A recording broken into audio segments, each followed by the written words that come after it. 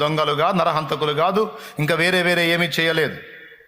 ఒక్కటే వాళ్ళు చేసిన పాపం ఏంటంటే ధనాపేక్ష, దాన్ని కప్పిపుచ్చే వేషధారణ.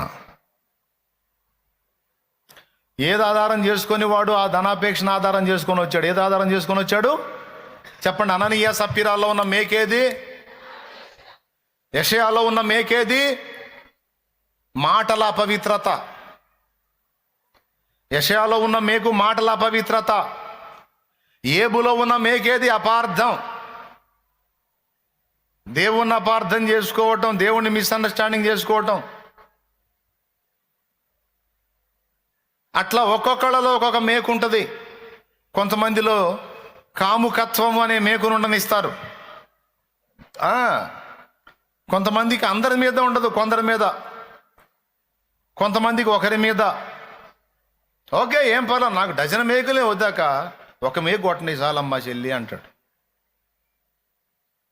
కొంతమంది అన్నిటినీ విసర్జిస్తారు, ఏదో ఒకటి దగ్గర పెట్టుకొని ఉంటారు సాతాను మేకులాగా. ఇప్పుడు సెల్ ఫోన్ ఉందనుకోండి, చాలు వాడికి